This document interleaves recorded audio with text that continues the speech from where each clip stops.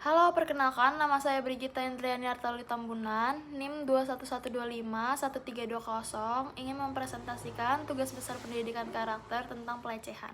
Pelecehan adalah tindakan atau perilaku yang melanggar batas, merendahkan, menyakiti, atau membuat orang lain merasa tidak nyaman, terancam, atau terhina, baik dilakukan secara sengaja maupun tidak sengaja, dan bisa terjadi berulang kali atau sekali saja.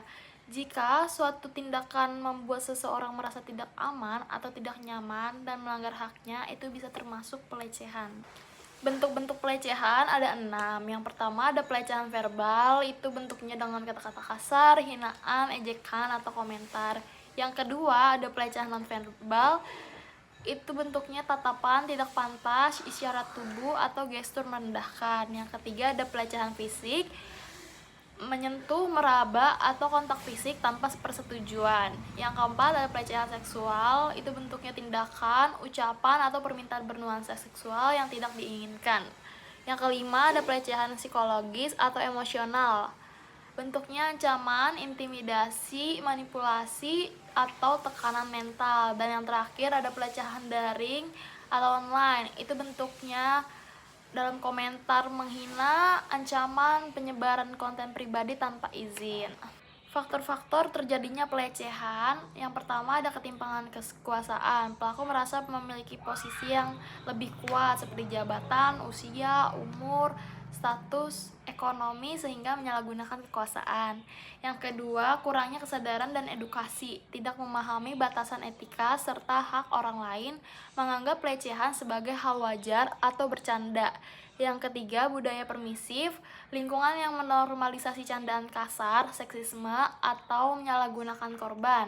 Yang keempat, kontrol diri yang rendah, emosi tidak stabil, impulsif, atau tidak mampu mengendalikan dorongan perilaku. Pada tugas ini, saya mengambil contoh kasus pelecehan seksual dari Universitas Gadjah Mada.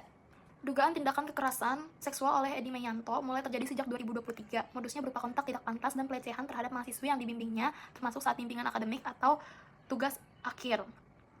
Dan penelitian, korban diantaranya diminta bertemu di luar kampus, termasuk di rumah pelaku. Pada pertengahan 2024, laporan resmi atas dugaan perilaku tersebut masuk ke pihak UGM melalui pimpinan Fakultas Farmasi. Kasus ini kemudian ditindaklanjuti oleh Satgas Pelecehan dan Penanganan Kekerasan Seksual (UGM) untuk dilakukan penyelidikan internal. Satgas PPKS melakukan pemeriksaan terhadap saksi dan korban, yang jumlahnya kemudian dilaporkan mencapai belasan, sekitar 13 sampai 15 mahasiswi. Bukti dari korban termasuk pengalaman kontak fisik yang tidak pantas, seperti sentuhan dan ciuman yang tidak diinginkan serta meminta foto pribadi. Modus operandi pelaku termasuk mengajak mahasiswi berdiskusi di luar jam kuliah, mengecek tekanan darah dengan sengaja menyentuh tangan, serta meminta kontak di luar jam resmi. Sebagai langkah awal penanganan pada 12 Juli 2024, Edi dibebas tugaskan dari semua kegiatan akademik dan jabatan yang dipegangnya, termasuk sebagai Kepala Laboratorium dan Ketua Cancer Prevention Research Center di Fakultas Farmasi UGM. Keputusan ini diambil untuk melindungi korban dan menjaga keamanan sivitas akademika selama proses pemeriksaan berlangsung. Setelah pemeriksaan internal selesai, Satgas PPKS menyusun rekomendasi untuk pelanggaran kode etik dan kekerasan seksual, yang kemudian diserahkan kepada pimpinan UGM menjelang akhir 2024. Rekomendasi meliputi sanksi disiplin yang berat bagi pelaku berdasarkan Peraturan Rektor UGM Nomor 1 Tahun 2023 tentang pencegahan dan penanganan kekerasan seksual. 20 Januari 2005, Rektor UGM menetapkan Keputusan Rektor Nomor 95 UN1.P KPT Hukor 2025 yang memberi sanksi pemberhentian tetap kepada Edi sebagai dosen UGM.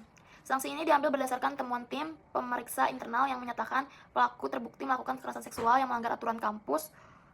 Pada awal April 2005, keputusan pemecatan diumumkan secara publik oleh pihak kampus. UGM menyatakan sanksi tersebut sudah sesuai aturan internal dan dilakukan demi kenyamanan sivitas akademika.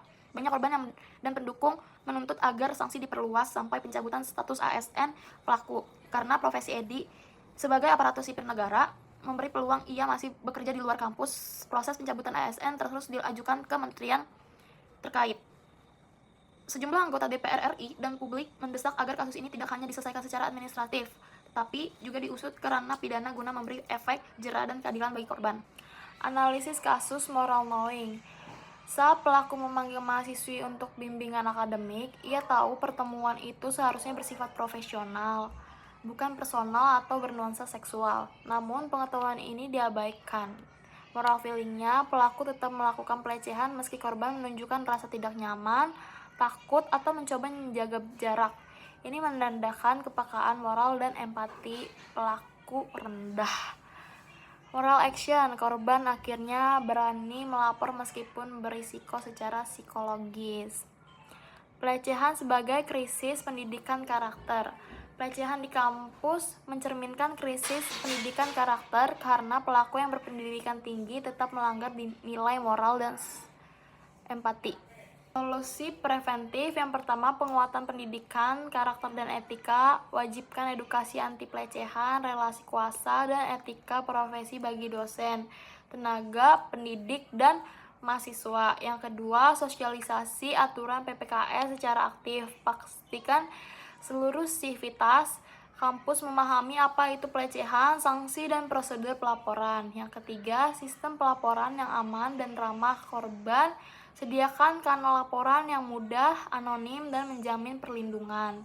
Yang keempat, pengawasan relasi dosen-dosen mahasiswa atau pertemuan akademik secara profesional dan transparan untuk mencegah penyalahgunaan kuasa. Yang kelima, budaya kampus zero tolerance.